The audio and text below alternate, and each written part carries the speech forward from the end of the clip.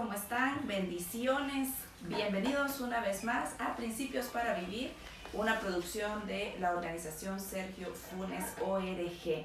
Gracias por estar con nosotros, como todos los miércoles, todos los sábados, a las 6 en punto de la tarde, con una palabra que el Señor nos ha dado, nos ha regalado para poder compartir con ustedes, y poderles darle ánimo, poder dar fuerza, poder en medio de cualquier situación que estemos viviendo, ya sea alegre, ya sea triste, ya sea de dificultad, poder tener siempre ese ánimo correctamente ubicado. Así que bienvenidos, nos puede ver en nuestras redes sociales a través de Centro Conquista, Fundación Azucena, la página oficial del abogado Sergio Arturo Funes y mi página oficial Eva Chan. Estamos en todas las redes, en Facebook, Twitter, Instagram y nuestro canal de YouTube Centro Conquista. Así que nos puede encontrar por la red que a usted se le haga más sencillo, y dele like y comparta esta palabra que estoy segura que muchas personas están necesitadas de escuchar, y permita que el Espíritu Santo pueda hablar a través de nosotros y llegar a su corazón para que cualquier cosa que esté ahí distorsionada, en especial en este tiempo que hay muchas cosas que se dicen por aquí, que se dicen por allá, puedan ordenarse en nuestra mente. Y eso es precisamente lo que hemos estado hablando las últimas semanas, sobre cómo ordenar nuestra mente, nuestros pensamientos. En nuestras redes hemos estado escribiendo en relación a lo importante que son nuestros pensamientos y cómo el pensamiento en el ser humano nos define. Como dice Proverbios 23, versículo 7, dice que el pensamiento el hombre es aquello que está pensando. Y necesitamos comprender esta parte, porque la mente es tan fuerte, es tan poderosa, que nos puede llevar a nosotros a vivir irrealidades que tanto nos pueden llevar a situaciones como de tanta comodidad, de tanto conformismo, ¿verdad? Pero que son irreales, o situaciones al otro extremo de tanto sufrimiento, de tanto miedo, de tanto temor, que también son irreales. Entonces necesitamos encontrar ese balance correcto, ¿verdad? De una realidad que la vamos a encontrar únicamente en el Señor, porque Jesús es la verdad y la vida y el único camino. Él es la única verdad, la única vida y el único camino, y es en Él que vamos a encontrar ese balance, que no es una cuestión de balance entre negativo y positivo, es encontrar el balance dentro de lo que es la verdad. Y la verdad, vuelvo y les repito, nos la da nuestro Señor Jesús. Así que de eso estamos platicando, vamos a seguir platicando el día de hoy,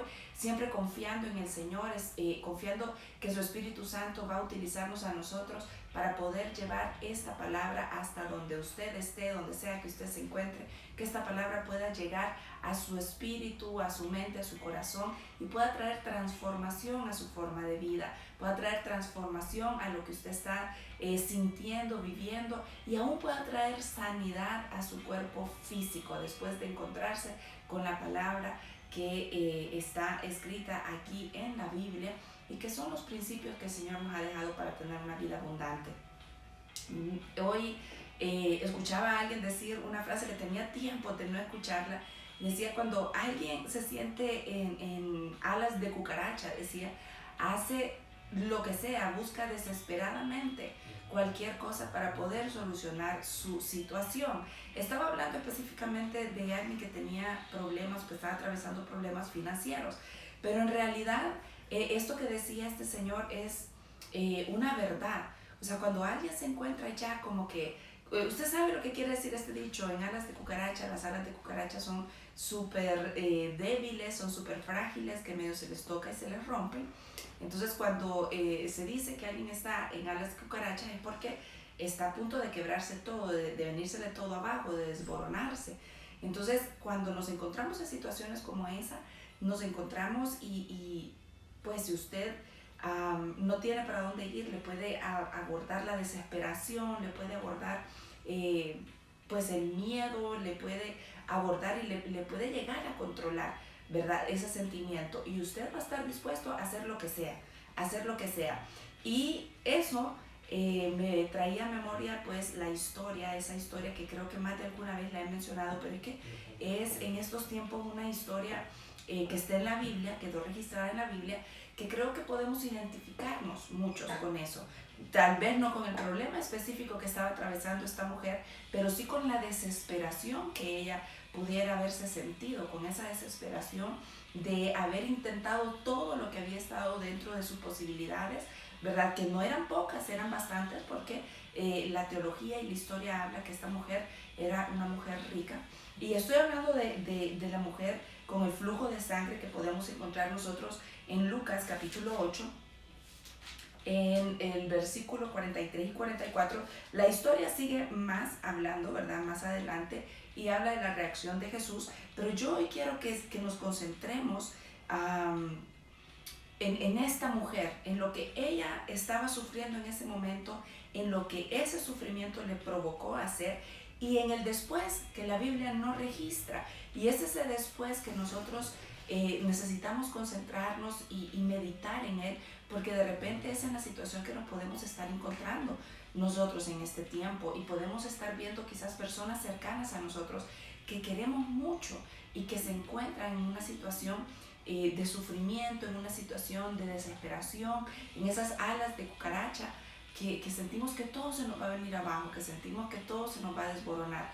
Entonces quiero que nos concentremos hoy en esta mujer y en lo que ella pudo haber estado sintiendo en este momento.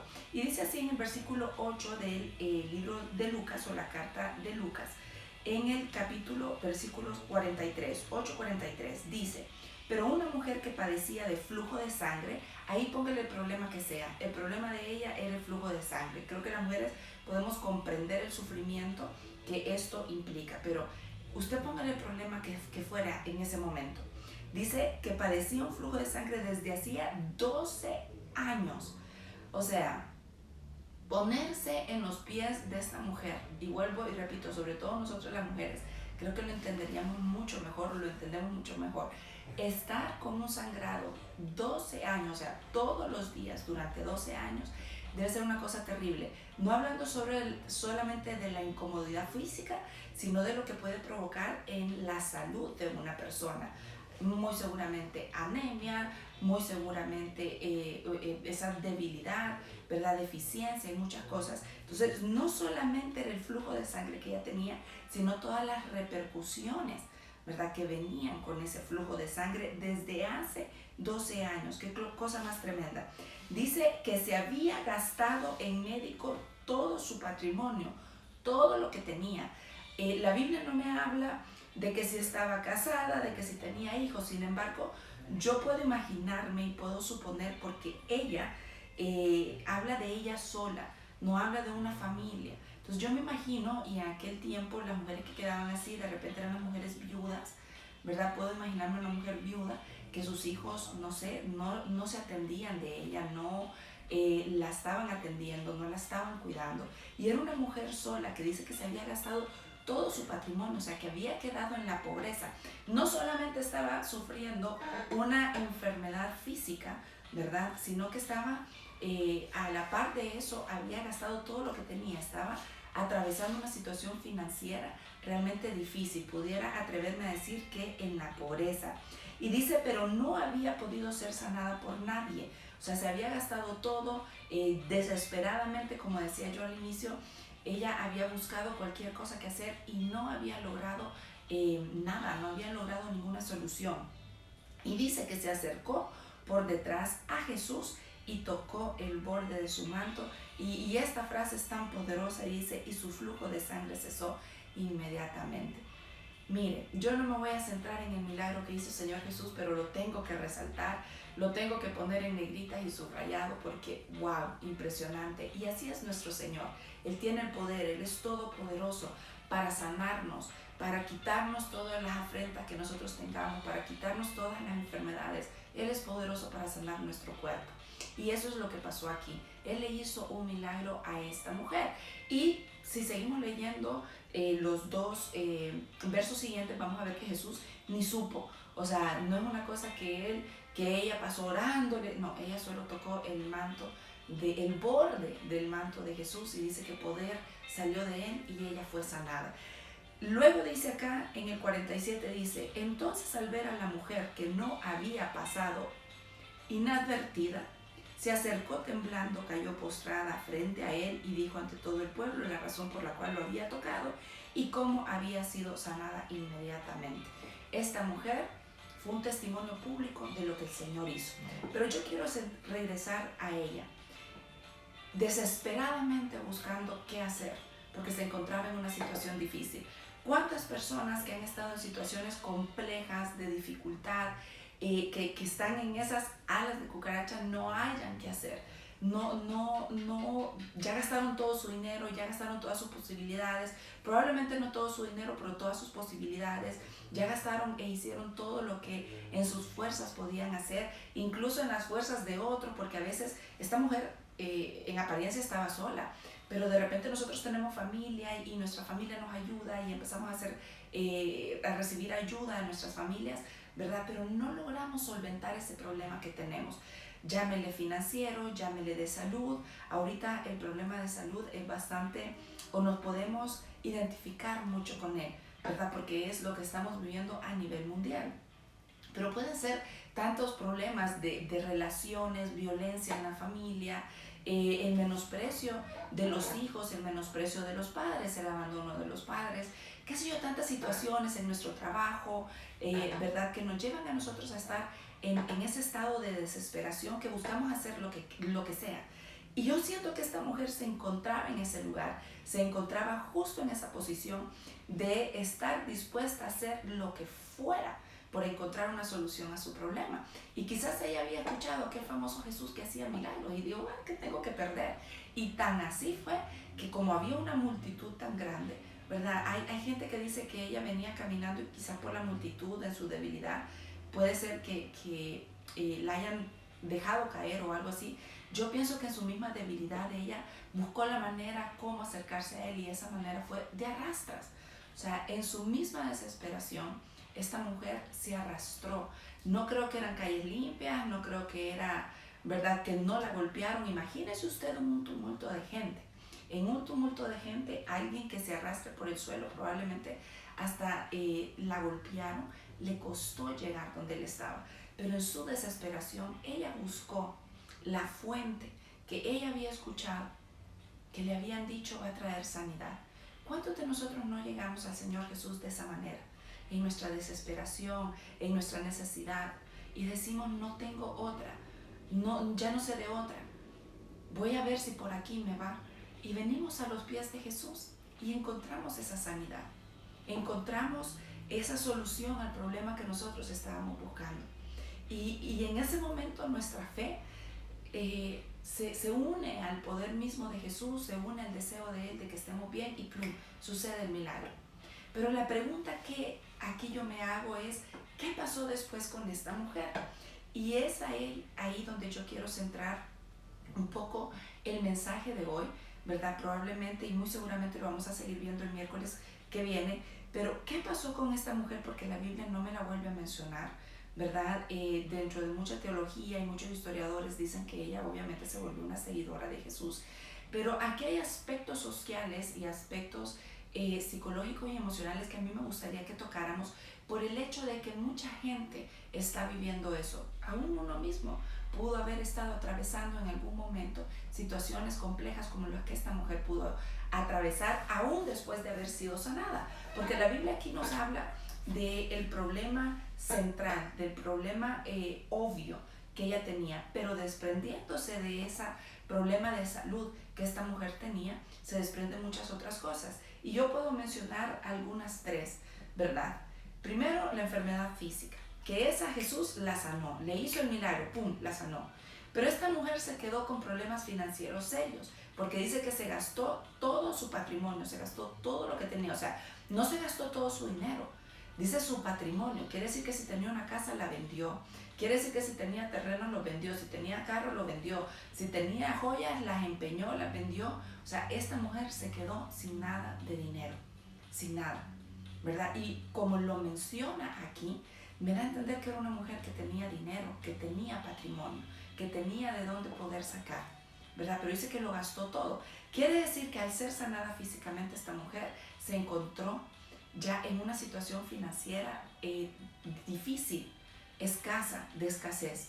Y en segundo lugar, estamos viendo un desgaste, no solo financiero, sino un desgaste social, que viene como a raíz del rechazo de la sociedad. Entonces viene una soledad y viene un rechazo, un abandono que podía haber estado sintiendo esa mujer, que aún después de que Jesús la sanó, queda con eso. Dice el versículo 47 que al verse ella, que la sorprendieron en lo que pasó porque Jesús la expone, dice que ella se levanta, ¿verdad? Y ella confiesa y dice, miren, la razón por la cual lo toqué es por esto y esto. Y ya me la imagino a ella contando con mucha vergüenza. Pero estamos hablando de una mujer que había tenido una enfermedad que en aquel tiempo bíblico era una enfermedad en que a las mujeres se les ponía aparte. Cuando la mujer tenía su menstruación en aquel tiempo, dice que ni el marido, ¿verdad?, se le podía acercar y se trataba como inmundicia. ¿Por qué? No es porque el Señor hubiese sido grosero en este sentido cuando puso estas leyes y se las entregó a Moisés allá en el libro de Levíticos, sino porque él estaba cuidando. Era toda una sanidad. En aquel tiempo, recuerden, no tenían todas las cosas prácticas que podemos tener en este tiempo, todas las cosas de cuidado de las mujeres, y aún así con todas las cosas que nosotros tenemos, es complicada ese tiempo de cuando estamos con nuestro periodo, con nuestra menstruación. Pero en el caso de ella, tenía un flujo constante. Entonces, según las reglas de Levíticos, las reglas sociales de aquel tiempo, aquella mujer no podía estar dentro de una sociedad porque se le consideraba inmunda. Y estamos hablando de una sociedad en los tiempos de Jesús altamente religiosa, controlada por los fariseos, controlada por las tradiciones humanas. Entonces, imagínese usted, esta mujer no solo estaba viviendo la enfermedad física, no solo estaba viviendo la escasez financiera causada por la enfermedad física, sino que estaba viviendo soledad, estaba viviendo rechazo. Imagínese usted entonces la condición emocional que tenía esta mujer. No me lo dice en la Biblia, no la vuelven a mencionar, pero yo me puedo imaginar una condición de ella, no solo la desesperación por una enfermedad física, sino ya una enfermedad que le había agotado su ánimo, le había agotado sus emociones.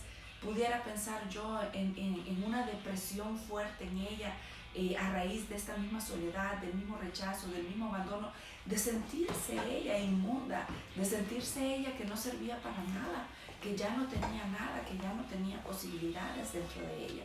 Entonces, todo esto la pone a ella en una posición ya sana físicamente, pero con sus emociones quebrantadas.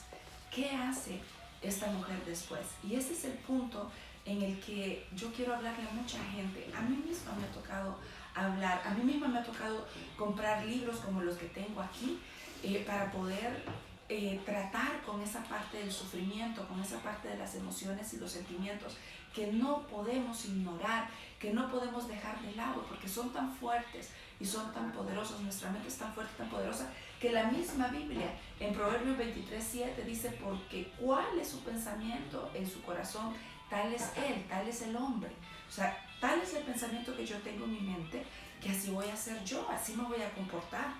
Entonces, el sufrimiento que puede haber en una persona, el sufrimiento emocional, aquí ya no estoy hablando de un sufrimiento físico, sino el sufrimiento emocional que puede haber en una persona, está directamente conectada a mis pensamientos, a la manera como yo pienso. Y mis pensamientos son tan fuertes que se convierten en una cadena que va concatenada. O sea, los pensamientos no son aislados. Yo tengo un pensamiento, por ejemplo, puedo decir, qué sé yo, algo que se me pueda ocurrir, alguna cosa loca para que se me pueda entender más fácilmente. Puedo decir, ok, se me viene un pensamiento, tengo hambre. Pero luego se me une otro pensamiento y digo, uy, pero tengo mucho trabajo. Y se me une otro pensamiento, no voy a tener tiempo para comer. Y concluyo en el pensamiento, no, hoy voy a aguantar hambre. Todo el día voy a aguantar hambre. Y eso me genera que es quizás una sensación de ansiedad. ¿Por qué? Porque voy a decir, no voy a tener tiempo para comer. No me va a quedar chance de comer por todo el trabajo que tengo. Si se fija, yo uní 4 pensamientos. Y hice una cadena de un pensamiento inicial, tengo hambre, seguido de un pensamiento, no tengo tiempo para comer porque tengo mucho trabajo. y luego, ay, hoy voy a aguantar hambre. Y empieza, y nuestra mente, y quienes han estado en ese lugar, o sea, nuestra mente puede ser tan fuerte que hasta nos podemos empezar a sentir como malhumorado, con dolor de cabeza, nos puede ya desatar incluso responderle mal a las personas que están con nosotros. ¿Por qué? Todo empezó con un pensamiento que se fue uniendo a otros, pero en ningún momento paramos esa cadena de pensamientos. Y el sufrimiento es así. Les di un ejemplo bien sencillo, bien cotidiano, bien simple, pero que puede llegar a desencadenarse en un mal humor que nos puede llevar a tener algún encontronazo con alguien, por ejemplo en la oficina o en nuestra propia casa, ¿verdad? Entonces, un pensamiento me puede desatar a mí muchas cosas. Y eso es lo que necesitamos estar conscientes y tomar conciencia de que nuestros pensamientos son tan fuertes en nosotros, nos puede ayudar a mejorar nuestro estilo de vida. La Biblia nos habla de la mente, nos habla a nosotros de nuestra forma de pensar. Pablo da un consejo y dice que nos concentremos nosotros en todas aquellas cosas buenas, en todas aquellas cosas que edifican, que nos concentremos en todas las cosas agradables. Y Pablo no es que nos está diciendo, como muchas religiones lo ponen, ¿verdad? Que tenemos que ser gente como, ay, que flotamos en las nubes, aquellos santurrones, que no andamos pensando en cosas malas. Lo digo así entre comillas porque malo siempre se le pone como que si es el sexo, como que si son las canciones equivocadas, que no aprobó tal denominación o tal religión. Y le ponemos malo a ciertas cosas que son externas, que son apariencia. Pero Pablo estaba hablando de algo más profundo. Pablo estaba hablando de cosas malas, porque cuando yo ya pienso algo que me va a afectar a mí, en mis emociones, eso ya es malo. Aunque no sea pornografía, aunque no sea sexo, aunque no sea alcohol, etcétera, etcétera, y todas esas cosas que la religión usualmente erradica, ¿verdad? Y les pone como, prohibidísimo, pecadísimo, pero permiten que las zorras pequeñas entren a los huertos de las personas disfrazadas de pensamientos equivocados, de pensamientos dañinos, de pensamientos que no nos enseñan a defendernos en contra de ellos. Por ejemplo, una persona está teniendo problemas en su casa. ¿Y qué es lo primero que piensa? ¿Qué va a decir la gente? Y ese pensamiento se empieza a desarrollar en la mente de aquella persona, puede ser una mujer o un hombre, ¿verdad? Porque tengo problemas en mi casa, pero póngale que esa persona sea el pastor, o sea la esposa del pastor, o sea la pastora de una iglesia, y diga, pero van a pensar mal de mí, lo tengo que ocultar. Y empieza a desencadenarse una línea de pensamiento que la va a llevar a sufrir más, porque va no a enfrentar el problema que tiene en su casa, no a querer ordenar, sino a querer aparentar y construir toda una muralla de felicidad para que todos los demás miren que el pastor es perfecto, que la esposa del pastor es perfecta. Y empezamos a acumular esos pensamientos que, lejos de ayudarnos a vivir una vida en abundancia, nos amarran y nos encierran en ese sufrimiento emocional que llevamos constantemente y que se vuelve una carga terrible. 3 tips así rapidito, fáciles, que puedo encontrar yo en el área psicológica. Y alguien me puede decir, ay, pero es que ya es muy humanista. No, los seres humanos, somos de carne y hueso. La psicología estudia nuestra mente, estudia nuestras emociones. Necesitamos entrar a entender un poco más, ¿verdad? No solamente lo que es Biblia, sino también entender al ser humano en sus emociones. Jesús lo hizo y Jesús entendía las emociones de los seres humanos y por eso nos hablaba y nos habla de la manera que nos habla. 3 tips rápidos. Número 1, necesitamos aprender a identificar los pensamientos que son distorsionados. Hay pensamientos en nuestra mente que no son reales, que no se apegan a la realidad, que no se apegan a la verdad. Hay un dicho que me gusta mucho que dice, vamos a cruzar ese puente cuando lleguemos a él. Hay gente que ni siquiera está cerca del famoso puente, del tal puente, y ya está pensando, ¿cómo voy a hacer para cruzar ese río? ¿Cómo voy a hacer para cruzar ese puente? ¿Y qué va a pasar? Y quizás nunca vaya a llegar a pasar esa situación. A eso se refiere ese puente. El puente se refiere en este dicho a alguna situación difícil. Y hay gente que se vive angustiada su vida pensando en esa situación difícil que quizás nunca llega. Pero como yo ya me angustié, ya enredé mis pensamientos en esa situación, entonces vivo una realidad distorsionada, distorsiono mi realidad por estar pensando cosas que nunca van a suceder. Un ejemplo de esto en la Biblia es Saúl. Saúl se complicó su existencia siendo rey, siendo el elegido, siendo el más guapo, dice la Biblia, de todo aquel pueblo. Se complicó su existencia por un pensamiento distorsionado en su mente.